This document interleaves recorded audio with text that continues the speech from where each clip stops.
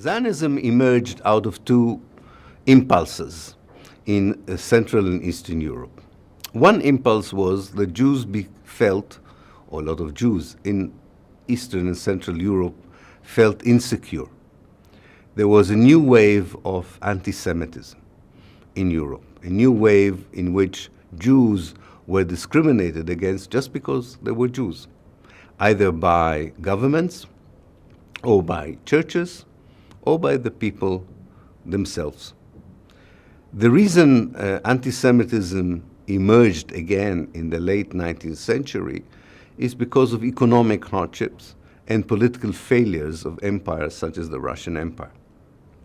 And usually when politicians do not succeed in fulfilling their promises to their people, they're looking for scapegoats. And the Jews were a very easy scapegoat because there was already a religious belief that they were responsible for the murder of Jesus. And we have to remember that mid-19th century Europe is still a very religious society, namely a Christian society. So it's not that difficult to create a new wave of anti-Semitism.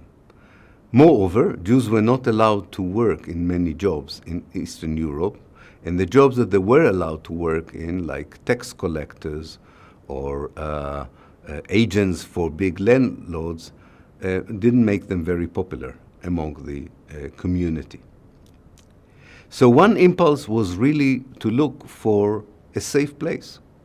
One has to say that most of the Jews who felt insecure in Central and Eastern Europe in the mid-19th century preferred to go to the United States. Some went to England. Some believed that the best way of making Jewish life safer is actually to join international movements such as communism and socialism that became popular as well. But one group of people said, no, the only way to save Jews is to get them into the place that has some meaning for them, which is the ancient land of Israel, as the Zionist movement called it, or the land of Palestine. So the first impulse was to look for a safe place. The second impulse was to redefine Judaism not as a religion, but as nationalism. There were two reasons why Jews began to think about Judaism beyond the definition of religion in the late 19th century or in the second half of the 19th century.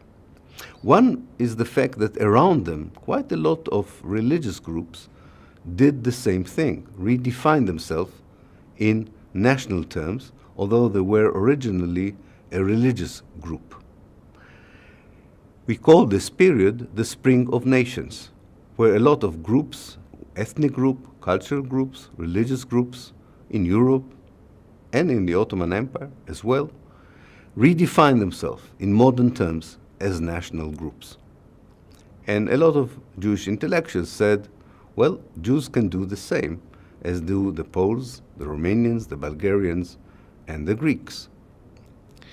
The second reason that nationalism became so attractive to the activists in the Zionist movement was a belief that Jews have to be more secular, that they have to be more modern.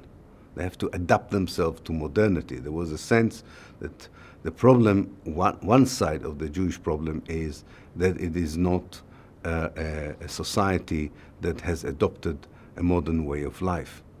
So Zionism was a fusion of these two impulses, the impulse for safety and the wish to redefine Judaism as a national movement. The movement itself was founded by Theodor Herzl. Theodor Herzl was born in Buda, in Hungary, today Budapest, in Hungary. In those days, it was part of the Austro-Hungarian Empire. He was a playwright and a journalist and was a German nationalist. He really wanted to be part of the new German nationalist movement. But the German nationalist movement was anti-Semitic. It did not admit Jews into its ranks. And that's one of the reasons why he thought that Jews would not have a chance in the German-speaking world and later on in Central and Eastern Europe, because the national movements in which he believed would not accept Jews. That's one of the reasons he thought the Jews should have their own national movement. After he witnessed as a reporter for an Austrian newspaper the Dreyfus affair in France, he also became convinced that not only the Jews would not be able to join the existing national movements, that they would not be allowed to stay in Europe. In this way, he was a bit of a prophet, because this is exactly what would happen in the Second World War. Alfred Dreyfus was a French officer of a Jewish origin that was accused of treason in France in the late 19th century. And the only reason he was accused of treason was because he was a Jew, not because he did anything wrong or betrayed his own country. But this, according at least to Herzl's own testimony, influenced Herzl a lot, and he decided to accelerate the activity on behalf of a Jewish national movement. He joined forces with other groups of Zionism, which were more cultural in Eastern Europe.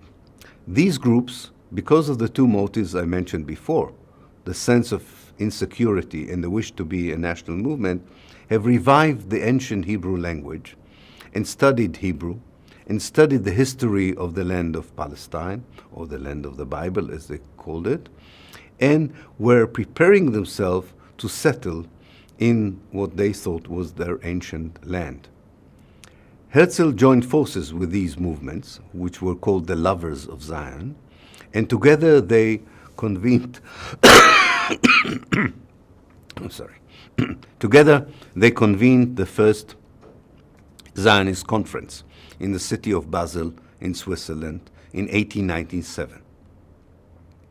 The Basel program that they adopted called for the creation of a Jewish state in historical Palestine through the means of colonization and with the help of the European empires. That was the plan.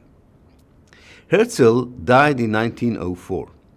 And between the first Zionist Congress in 1897 and his death in 1904, he still played with the idea that maybe not only Palestine can be the territory in which Jews could feel safer and redefine themselves as a national movement.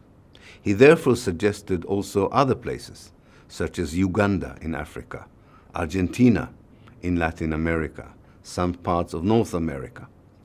But the Lovers of Zion, the Zionists, activists who came from Eastern Europe, were determined that the only way of fulfilling this new idea of making the Jews safe and creating them as a modern Jewish society can only be fulfilled in the land of Palestine because of the biblical connection. We should say that these people were secular. They were not religious Jews. In fact, they believed that in order for the Jews to be modern, they should be secular, not religion. But they were using the religion, they were using the Bible as a justification for the colonization of Palestine and not the colonization of any other territory. The early Zionist colonies appeared in 1882 in some parts of Palestine. The method was very simple, and I mentioned before that Europeans were allowed to buy land, and some Ottoman citizens were allowed to receive European nationality. So the Zionist movement exploited well these two new reforms or developments in the laws in Palestine. So they bought land from landowners in Palestine. One should say that most of the landowners in Palestine did not live in Palestine itself. One of the main landowners of Palestine was a gentleman called Sursuk, who lived in Beirut. They bought the land, and on the land they built the first colonies. One of the problems for them was that according to the Ottoman law, the landowners used to have tenants on the land. And these tenants used to live there for centuries. And according to the practice, if not the law of the Ottoman Empire, tenants were not removed just because someone changed the ownership of the land. The Zionist movement introduced a new idea, that if I buy the Susuk land in the Galilee, in the north of Palestine, the tenants of the land have to move, have to be removed. The Ottoman Empire was not very keen of allowing the Zionist movement to practice this idea.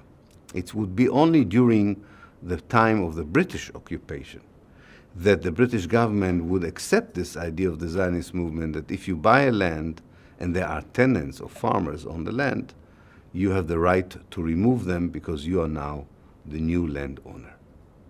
So this was the beginning of the colonization of the Zionist movement in the late Ottoman Empire. It was very difficult for the Zionists because the Ottoman government was not enthusiastic about this colonization and put quite a lot of obstacles on the way of the Zionist movement. It was impressed by the fact that and we'll talk about it in the next lecture, that the Palestinian community rejected this colonization, but still they were resourceful enough and had enough support from Europe to create a base for the future colonization of the country as a whole between 1882 and 1914.